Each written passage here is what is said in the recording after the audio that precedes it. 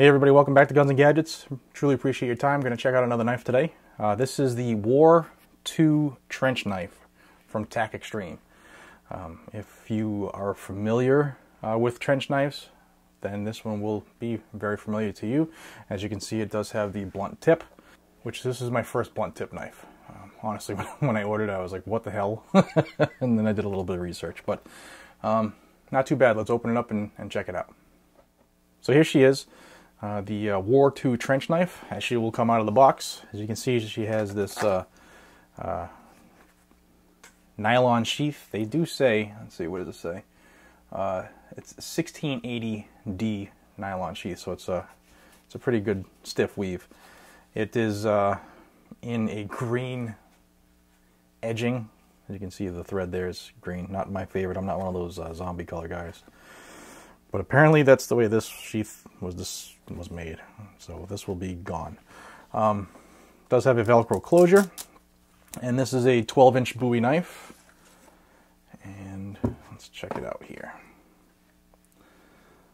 This is my first time actually opening this knife. It has this handle here. Let me show you the handle close up. It is a rubberized handle with these grooves in it. They say that this is an eagle pattern. I'm assuming because that is an eagle head there. So I'm assuming because that eagle head is there, they're saying that this is an eagle pattern. So be it, to each their own. You can see it does have a rivet here through the handle. It is a full tang knife. A little more aspect view of that handle there. It does appear to be a two-piece sandwich style construction. As far as the purchase, it's really not too much of a rubberized grip. I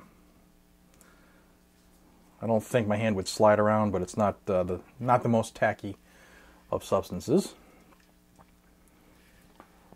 The blade itself, as you can see, it does say China. It is a Tac Xtreme, so it is a cheaper style knife. It is made of 440 stainless steel. So therefore it is affordable. It's not made with the top of the line materials, which would cause it to be cost prohibitive. And it does have that blunt style knife.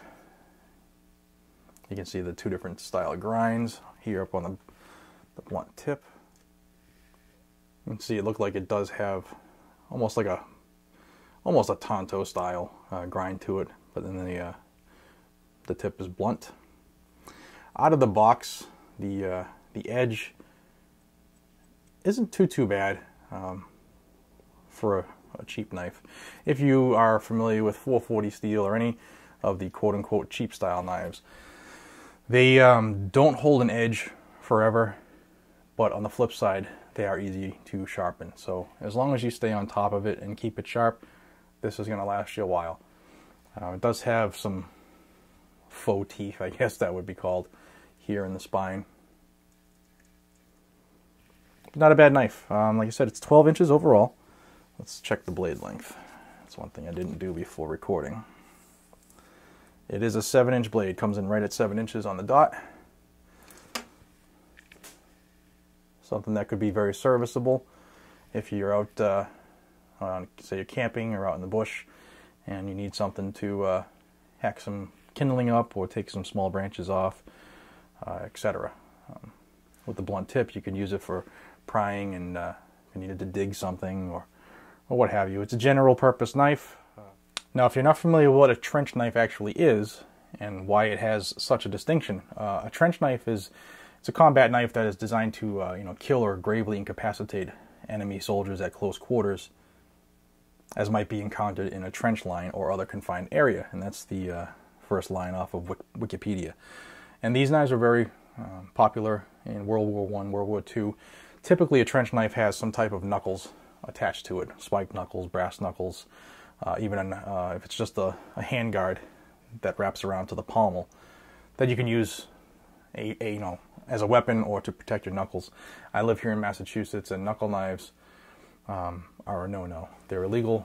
This knife would retail for $30 if you get it right from Frost Cutlery, who is the owner of Tac Xtreme, but you can find them on other locations cheaper. whether it's Knife Country USA or eBay, etc. They are out there. Not a bad knife, you know. Not too bad out of the box. The blade is true. See, it's brand new. The oil from my fingers is making marks. But because it's a 440, it should resist any type of rusting, but just keep some oil on this knife if you're going to store it, and you should be okay. You know, not bad for 30 bucks, and even if you beat that price, it's not too bad. So this is the Tac Xtreme War II trench knife, and if you wanted to order one, you can see the item number here is TX087B Bravo, and the B Bravo is the black blade. But again, this is Jared from Guns and Gadgets. I hope you enjoyed this quick little video. I look forward to seeing you on the next one. Thank you. Take care.